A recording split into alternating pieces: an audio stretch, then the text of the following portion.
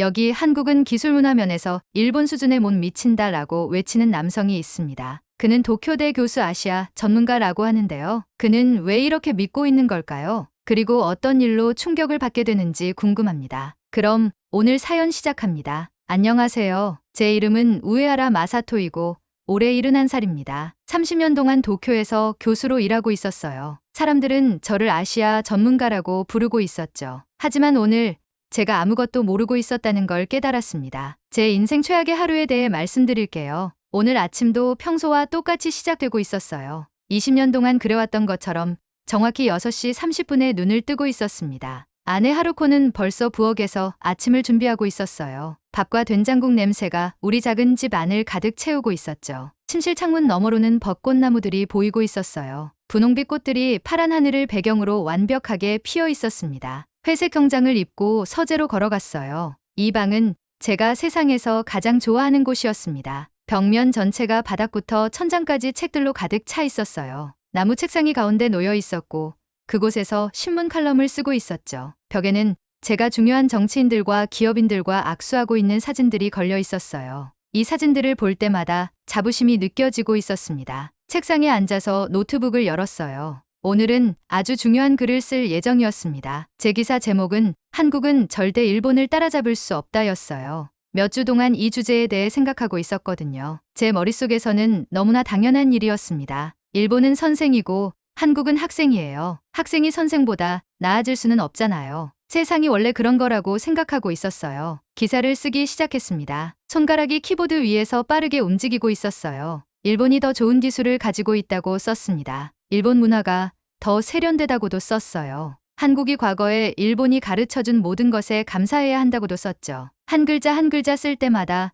더 자신감이 생기고 있었어요. 제가 옳다고 확신하고 있었습니다. 그런데 그때 모든 걸 바꾼 일이 일어났어요. 컴퓨터 화면에 뉴스 알림이 깜빡거리기 시작했습니다. 처음에는 무시하고 있었어요. 뉴스 사이트들은 항상 자극적인 제목으로 관심을 끌려고 하거든요. 하지만 알림이 계속 오고 있었어요. 점점 더 많은 알림이 화면에 나타나고 있었습니다. 결국 하나를 클릭해보기로 했어요. 본 순간 속이 뒤집어지고 있었습니다. 첫 번째 제목이 이랬어요. 한국, 군사력 순위에서 일본보다 높아져. 눈을 깜빡이며 다시 읽어봤어요. 분명 실수일 거라고 생각했습니다. 그런데 또 다른 제목이 보이고 있었어요. 한국, 혁신 순위에서 일본 제쳐.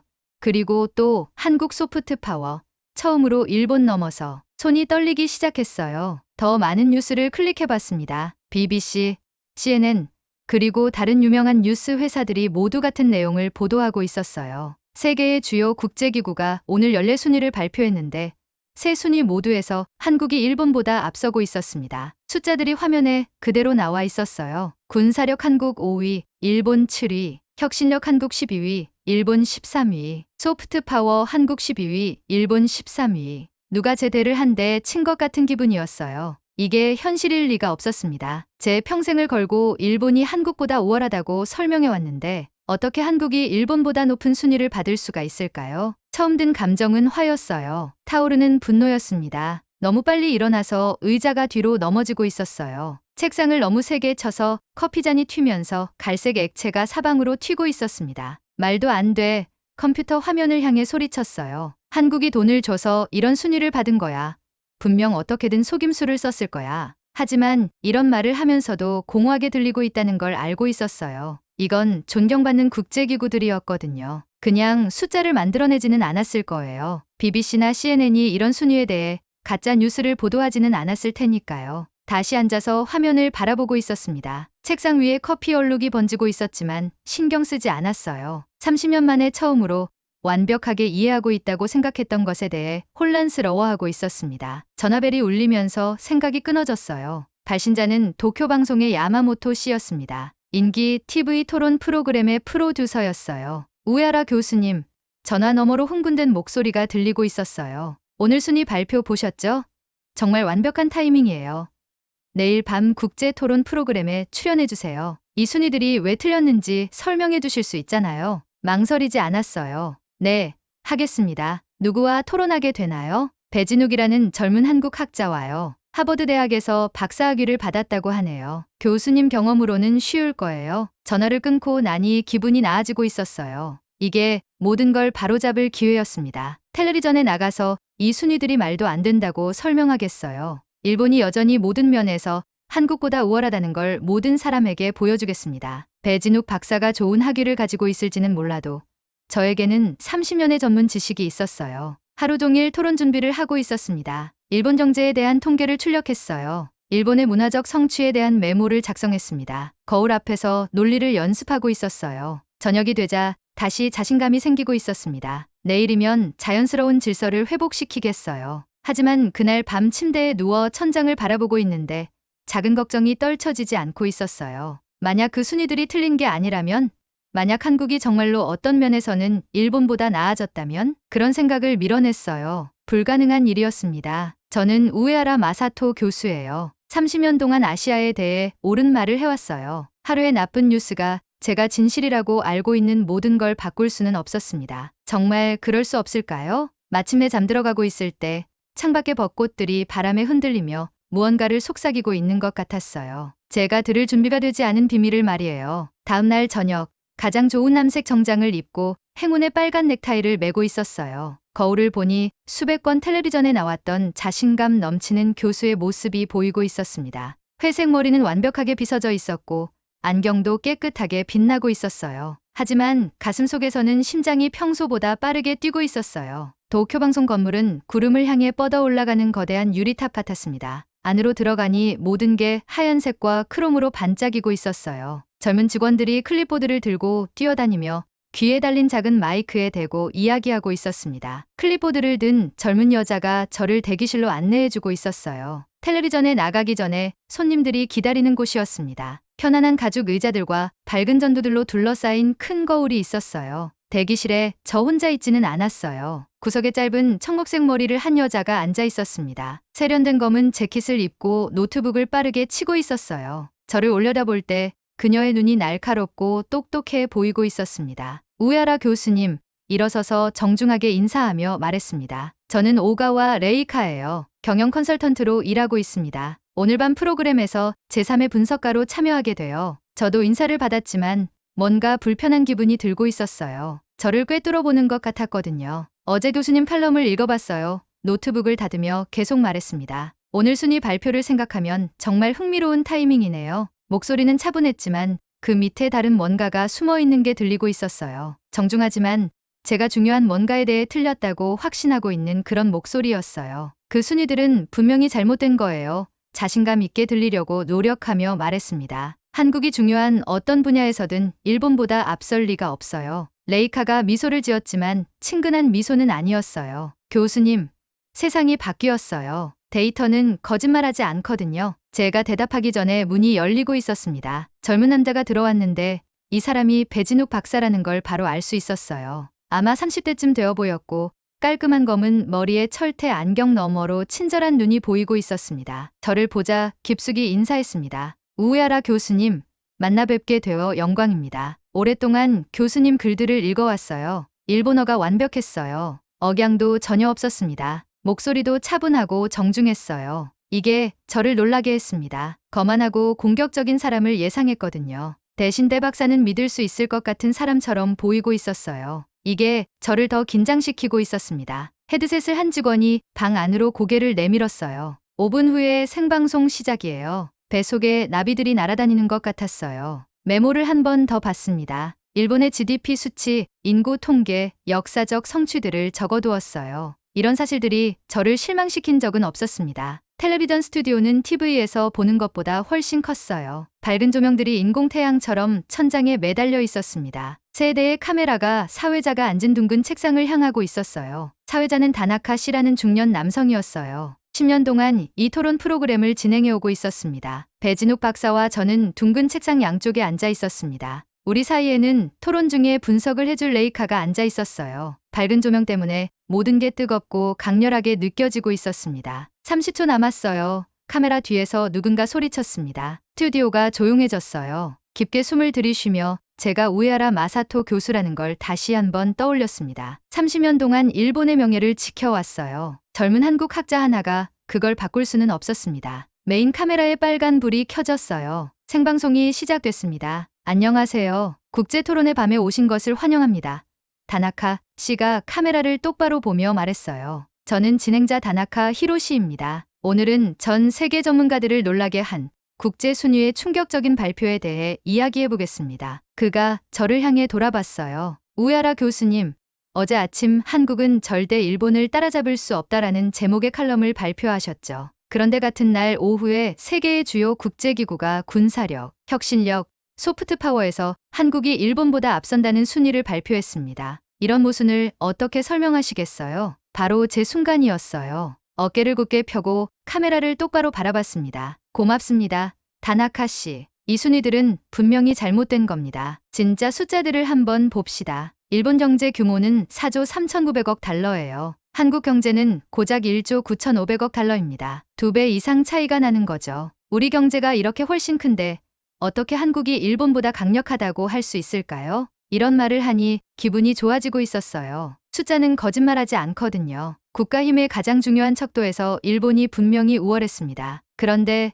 그때 배 박사가 말하기 시작했어요. 우에하라 교수님이 GDP에 대해 좋은 지적을 해주셨네요. 여전히 차분하고 정중한 목소리로 말했습니다. 하지만 21세기에는 국가의 힘을 GDP만으로 재지 않습니다. 혁신력, 군사 능력, 문화 영향력도 똑같이 중요해요. 태블릿을 들고 스튜디오의 큰 화면에 차트와 그래프를 보여주기 시작했어요. 한국 군사력은 이제 세계 5위를 기록하고 있어요. 일본의 7위보다 앞서는 거죠. 우리가 개발한 블랙팬서 특수부대 훈련 프로그램은 NATO에서도 자신들의 군사훈련에 도입하고 있습니다. 제 자신감에 작은 금이 가기 시작하고 있었어요. 혁신 분야에서는 삼성과 SK가 반도체 기술 세계 1위를 달리고 있어요. 한국의 우주 프로그램은 누리호를 3번 연속 성공시키면서 독립적인 우주 발사 능력을 가진 세계 7번째 나라가 됐습니다. 우리 다누리 달 탐사선은 지금 달 표면을 탐사하고 있어요. 제 자신감의 금이 더 넓어지고 있었습니다. 그리고 문화 영향력에서는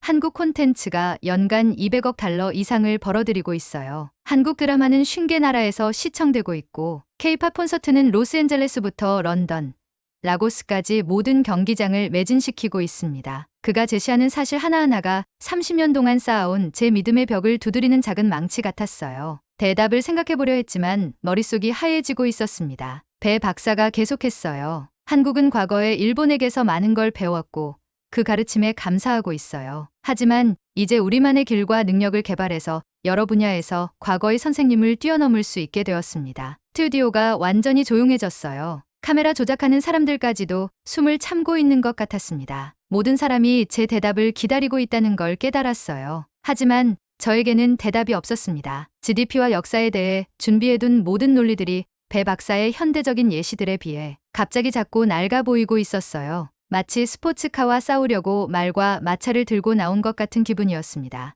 우에하라 교수님? 다나카 씨가 부드럽게 재촉했어요. 어떻게 생각하세요? 입을 열었지만 말이 나오지 않았어요. 30년 경력에서 처음으로 텔레비전에서 할 말을 잃고 있었습니다. 침묵이 계속 이어지고 있었어요. 보기 괴로울 정도로 길게 말이에요. 텔레비전 스튜디오에서 집까지 택시를 타고 가는 길이 제 인생에서 가장 긴 여행 같았어요. 기사님이 백미러로 저를 계속 힐끔힐끔 보고 있었습니다. 창문 너머로 도쿄의 네온사인들이 빨간색과 파란색 줄무늬로 흘러가고 있었지만 거의 눈에 들어오지 않았습니다. 머릿속에는 온통 할 말을 잃었던 그 끔찍한 침묵의 순간만 맴돌고 있었어요. 휴대폰이 계속 윙윙거리며 알림이 오고 있었습니다. 문자, 메시지, 이메일, 소셜미디어 알림들이요. 하나도 잊지 않고 전원을 꺼버렸어요. 뭐라고 써 있을지 뻔했거든요. 인터넷은 빠르니까 이미 일본 전체가 제가 망신당하는 영상을 봤을 거였어요. 집 현관문을 열고 들어섰을 때 평소 같으면 집에서 나는 요리 냄새가 저를 위로해뒀을 텐데요. 대신 마치 외국에 들어가는 것 같은 기분이었습니다. 아내 하루코가 저녁상을 차리다가 저를 올려다봤어요. 표정이 부드럽지만 걱정스러워 보이고 있었습니다. 어떻게 됐어요?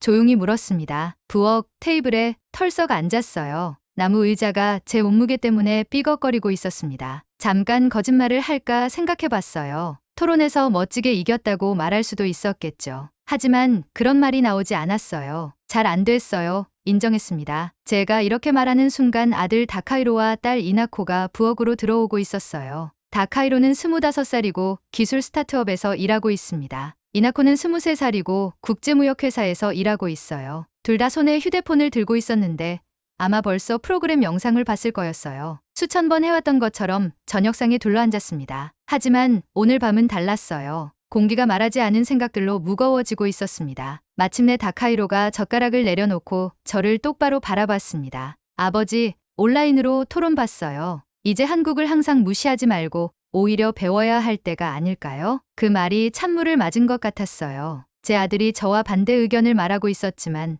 목소리가 화가 나거나 무례하지는 않았습니다. 오히려 슬퍼 보였어요. 이나코도 고개를 끄덕이며 동의하고 있었어요. 우리 회사에서는 세계의 한국 기술회사와 파트너십을 진행하고 있어요. 인공지능 분야에서 그들의 혁신이 정말 놀라워요. 우리 일본 임원들도 한국이 어떤 분야에서는 우리보다 앞서 있다고 인정하고 있어요. 얼굴이 뜨거워지는 게 느껴졌습니다. 이 사람들은 제 자식들이에요. 제 지혜와 경험을 존중해야 하는 사람들이었습니다. 대신 저에게 틀렸다고 말하고 있었어요. 너희들은 몰라. 목소리가 높아지며 말했습니다. 나는 30년 동안 아시아를 공부해왔어. 내가 무슨 말을 하는지 알고 있다고. 하지만 이런 말을 하면서도 제 귀에는 공허하게 들리고 있었어요. 누구와도 거의 의견 충돌을 하지 않는 아내 하루코가 부드러운 목소리로 말했습니다. 여보, 옆집 야마모토 아주머니가 매주 토요일마다 한국 요리 수업을 들으러 다니고 있어요. 한국 화장품이 일본 제품보다 훨씬 좋다고 하더라고요. 그리고 동네 아주머니들이 그 한국 드라마에 얼마나 빠져 있는지 알잖아요. 충격을 받아 가족들을 바라보고 있었습니다. 언제부터 이들이 저에게 낯선 사람들이 되었을까요? 언제부터 세상이 이렇게 바뀌어서 제 집안까지도 한국을 지지하는 사람들로 가득해진 걸까요? 그날 밤 침대에 누워 천장을 바라보고 있었어요. 잠이 오지 않았습니다. 눈을 감을 때마다 배진욱 박사의 차분한 얼굴이 보이고 제 논리를 하나씩 무너뜨리는 사실들을 정중하게 제시하던 목소리가 들리고 있었어요. 수십 년 만에 처음으로 어쩌면 제가 거짓말을 하고 있었던 건 아닐까 하는 생각이 들었어요. 다른 사람들에게가 아니라 저 자신에게 말이에요. 일주일 후 모든 걸 바꿀 편지 한 통이 우편함에 들어와 있었습니다. 발신지를 보니 서울의 아시아 미래 전략 포럼이었어요. 안에는 한국어와 일본어로 쓰인 초청장이 들어 있었습니다. 국제 컨퍼런스에서 기조 연설자로 와달라는 내용이었어요. 주제는 21세기 한일 관계였습니다. 처음 든 생각은 초청장을 쓰레기통에 버리는 것이었어요. 왜 한국에 가서 또 망신을 당해야 할까요? 하지만 뭔가가 저를 주저하게 만들고 있었습니다. 도쿄 사무실에서 글만 쓸 게 아니라 제 눈으로 직접 한국을 봐야겠다는 생각이 점점 커지고 있었어요. 컨퍼런스 주최 측에 전화해서 초청을 받아들였어요. 사흘 후 서울행 비행기에 타고 있었습니다. 비행기가 도쿄 활주로에서 이륙하면서 작은 창문에 얼굴을 대고 아래로 작아져가는 일본을 바라봤어요. 익숙한 건물들과 도로들의 모양이 작은 장난감 모형이 되더니 구름 아래로 완전히 사라져버렸습니다. 한국에 가본 적이 없었어요. 30년 동안 한국 문화, 한국 정치, 한국 사회에 대해 글을 써왔는데요. 하지만 그 나라에 발을 들여놓은 적은 한 번도 없었습니다. 믿기 힘들어 보이지만 사실이었어요. 제 모든 전문 지식은 책, 보고서, 간접 정보로 쌓아올린 거였습니다. 비행시간은 겨우 2시간이었지만 다른 행성으로 여행하는 기분이었어요. 비행기가 서울로 내려가기 시작할 때 다시 창문을 내다봤습니다. 본 것이 숨을 먹게 만들었어요. 도시가 아래로 펼쳐져 있는데 마치 불빛으로 덮인 회로기판 같았습니다. 높은 빌딩들이 완벽한 기하학적 패턴으로 하늘을 향해 뻗어 있었어요. 제가 그동안 글로 써왔던 가난하고 개발도상인 나라가 아니었어요. 도쿄만큼 어쩌면 그보다 더 발전된 현대적인 대도시였습니다. 인천공항에서 놀라움은 계속됐어요. 건물이 엄청나게 크고 거대한 유리창에서 들어오는 자연광으로 가득했습니다. 모든 게 깨끗하고 효율적이었어요. 디지털 스크린들이 여러 언어로 정보를 제공하고 있었습니다. 로봇들이 바닥을 자동으로 청소하며 승객들 사이를 돌아다니고 있었어요. 하지만 정말 놀라운 건 기술이었어요. 커피숍에서 일본 신용카드를 사용하려고 했는데 10대 직원이 대신 휴대폰으로 결제하는 방법을 보여줬습니다. 일본에서는 아직도 현금만 받는 곳이 많은데요. 여기서는 저 같은 늙은 교수도 휴대폰을 작은 기계에 갖다 대기만 하면 결제가 되고 있었어요. 공항에서 서울까지 가는 기차는 제가 경험해본 것과는 완전 달랐습니다. 빠르고 조용하고 부드러웠어요. 창문을 통해 한국 시골이 휙휙 지나가는 걸 봤습니다. 현대적인 아파트 단지들이 전통 사찰 옆에 서 있었어요. 서울역에 도착했을 때 미래로 들어간 것 같은 기분이었어요. 건물이 방대하고 상점, 식당, 디지털 디스플레이로 가득했습니다. 사람들이 목적의식과 에너지를 가지고 공간을 이동하고 있었어요. 호텔까지 데려다줄 택시를 찾았어요. 기사님은 일본어를 조금 할 수 있는 중년 남성이었습니다. 제가 도쿄에서 온 교수라는 걸 알자 흥미로워하는 것 같았어요. 한국과 일본은 친구가 되어야 해요. 시내를 운전하며 말했습니다. 서로에게서 배울 게 너무 많거든요. 택시 창문을 통해 서울이 제 주변에 펼쳐지는 걸 보고 있었어요. 한강이 형형색색의 불빛들로 반짝이고 있었습니다. 고층 빌딩들이 유리로 된 산처럼 별들을 향해 뻗어 있었어요. 디지털 광고판들에는 제가 들어본 적 없는 한국 영화, 한국 음악, 한국 제품 광고들이 나오고 있었습니다. 제가 본 모든 것이 한국에 대해 믿고 있던 모든 걸 뒤엎고 있었어요. 일본을 따라잡으려고 노력하는 나라가 아니었습니다. 이미 자신만의 목적지에 도착한 나라였어요. 호텔 앞에 도착했을 때 깨달았습니다. 한국으로의 여행이 단순히 컨퍼런스 참석을 위한 게 아니라는 걸요. 제가 모든 것에 대해 얼마나 틀렸었는지 발견하는 여행이었습니다. 아시아 미래 전략 포럼이 열리는 건물은 유리와 강철로 만든 꿈 같았어요. 입구를 걸어 들어가면서 제가 작고 구식으로 느껴지고 있었습니다. 마치 컬러로 가득한 세상에 있는 흑백 사진 같았어요. 컨퍼런스 홀에는 아시아 전역에서 온 수백 명의 사람들이 가득했습니다. 한국어, 일본어, 중국어, 영어로 대화하는 소리들이 들리고 있었어요. 모든 사람이 자신감 넘치고 흥미진진해 보였습니다. 맨 앞줄에서 제 자리를 찾았습니다. 우에하라 마사토 교수, 도쿄대학이라고 쓰인 명패 옆이었어요. 제 이름이 거기 있는 걸 보니 자랑스러우면서도 무서웠습니다. 몇 시간 후에 이 똑똑한 사람들 앞에서 한일 관계에 대한 연설을 해야 했거든요. 하지만 서울에서 본 모든 것들을 생각하니 더 이상 무슨 말을 해야 할지 확신이 서지 않고 있었어요. 배진욱 박사가 저보다 먼저 나오는 주요 연사였습니다. 텔레비전 토론에서 기억하던 그 차분한 자신감으로 무대에 올라가고 있었어요. 하지만 이번에는 화가 나는 대신 그가 무슨 말을 할지 궁금해지고 있었습니다. 그의 발표는 뒤쪽 거대한 화면에 나타난 간단한 질문으로 시작됐어요. 21세기의 리더가 된다는 것은 무엇을 의미할까요? 그리고 나서 제 입이 떡 벌어지게 만드는 사진들과 영상들을 보여주기 시작했습니다. 먼저 한국의 스마트 병원에 대해 이야기했어요. 의사들이 인공지능을 사용해서 99.5% 정확도로 질병을 진단하는 영상을 보여줬습니다. 환자들이 며칠 대신 몇 분 안에 검사 결과를 받을 수 있었어요. 다음으로 한국의 수소연료 네트워크를 설명했어요. 전국에 걸쳐 800개가 넘는 충전소를 만들어 놓고 있었습니다. 서울에서 부산까지 수소연료만으로 운전할 수 있었어요. 그리고 한국 군사 기술을 보여줬습니다. K-전차는 고속으로 움직이면서도 믿을 수 없을 정도로 정확했어요. 블랙팬서 특수부대의 훈련 방법은 나토 국가들이 따라하고 있었습니다. 하지만 정말 놀라운 건 우주 프로그램이었어요. 누리호가 성공적으로 우주로 발사되어 한국 위성들을 실어 나르는 영상을 보여줬습니다. 다누리 달 탐사선이 현재 달 표면을 탐사하고 있다고 설명했어요. 그가 이야기하는 동안 모든 사례가 한국이 독립적으로 개발한 것들이라는 걸 깨달았어요. 일본이나 다른 나라를 따라하는 게 아니었습니다. 세계 문제에 대한 자신들만의 해결책을 만들어내고 있었어요. 발표의 문화 부분도 인상적이었습니다. 한국 드라마는 수십 개 나라에서 수백만 명이 시청하고 있었어요. K-팝 콘서트는 로스앤젤레스부터 라고스까지 모든 경기장을 매진시키고 있었습니다. 가장 강력한 순간은 젊은 한국 기업가들이 무대에 올라왔을 때였어요. 팀 코리안 드림이라고 부르며 미래에 대한 비전을 발표했습니다. 기후변화 해결, 질병 치료, 전 세계 사람들을 연결할 기술을 만들겠다는 계획을 이야기하고 있었어요. 그들의 에너지가 전염되고 있었습니다. 관객 전체가 앞으로 몸을 기울이는 게 느껴졌어요. 상세한 계획과 실제 자금을 가진 진지한 젊은 전문가들이었습니다. 배 박사가 발표를 마무리할 때 번개처럼 저를 강타한 말을 했습니다. 한국은 과거에 일본에게서 배웠고 그 가르침에 감사하고 있어요. 하지만 이제 우리만의 길을 개발해서 여러 분야에서 과거의 선생님을 뛰어넘었습니다. 학생이 파트너가 되었고 때로는 가이드가 되었어요. 박수가 천둥처럼 쏟아졌습니다. 몇 분 동안 계속됐어요. 저도 박수를 치고 있었는데 박수 한 번 한 번이 제가 모든 것에 대해 틀렸다는 걸 인정하는 것 같았습니다. 그리고 제 차례가 됐어요. 다리가 무거운 채로 천천히 연단으로 걸어갔습니다. 밝은 조명 때문에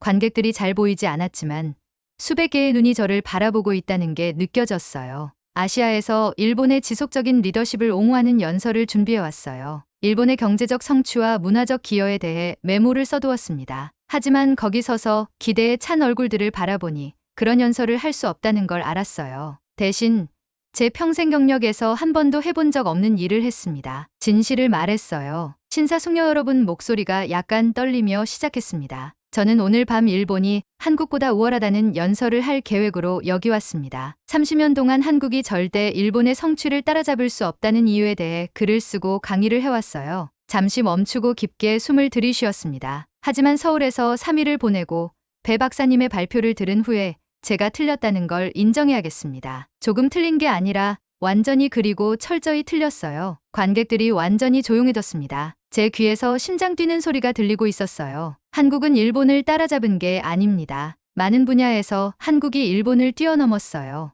여러분의 혁신, 기술, 문화적 영향력, 미래에 대한 비전, 이 모든 것이 존경과 감탄을 받을 만한 놀라운 성취들입니다. 계속하면서 목소리가 더 힘차졌어요. 저는 71살이고 인생의 대부분을 더 이상 진실이 아닌 생각들을 믿으며 살아왔습니다. 오늘 제 무지와 편견에 대해 사과하고 싶어요. 한국은 일본을 따라하려는 게 아닙니다. 한국은 자신만의 위대함으로 가는 길을 만들어가고 있어요. 연설을 마쳤을 때 침묵이 영원히 계속되는 것 같았어요. 그러다가 천천히 한 사람이 박수를 치기 시작했습니다. 곧 홀 전체가 이전과는 다른 박수로 가득 찼어요. 더 따뜻하고 더 진실한 박수였습니다. 그날 밤 한강을 따라 혼자 걸었어요. 도시의 불빛들이 물에 반사되어 떨어진 별들 같았습니다. 젊은 커플들이 벤치에 앉아 이야기하고 웃고 있었어요. 제 인생에서 처음으로 진정으로 겸손해지는 기분이었어요. 호텔 방에서 배 박사에게 전화했습니다. 배 박사님, 한국이 정말로 일본을 뛰어넘었나요? 그의 대답은 특유의 우아함이 있었어요.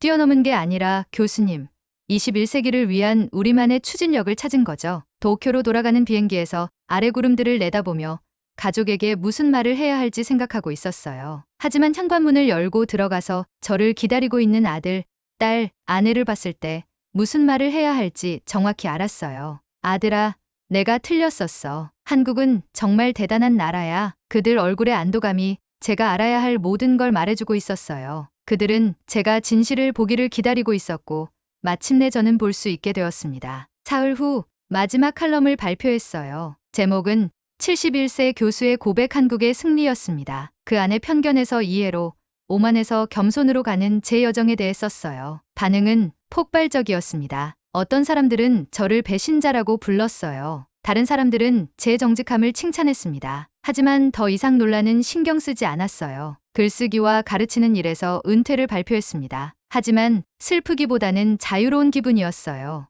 71살에 마침내 제 인생에서 가장 중요한 교훈을 배웠습니다. 틀린 것이 진실로 이끌어준다면 실패가 아니라는 걸요. 그리고 진실은 한국이 제가 한때 절대 될 수 없다고 주장했던 모든 것이 되었다는 것이었습니다. 여하튼 사연을 보내주신 우에하라 마사토 교수님에게 감사드립니다. 네, 그럼 오늘 사연 어떻게 들으셨나요? 오늘 사연이 재미있으셨다면 좋아요와 댓글 부탁드려요. 지금까지 저는 사연 읽어드리는 감동사연의 외 미연이었습니다. 끝까지 시청해주신 모든 분들 고맙습니다. 더 좋은 영상으로 다시 찾아뵐게요. 감사합니다.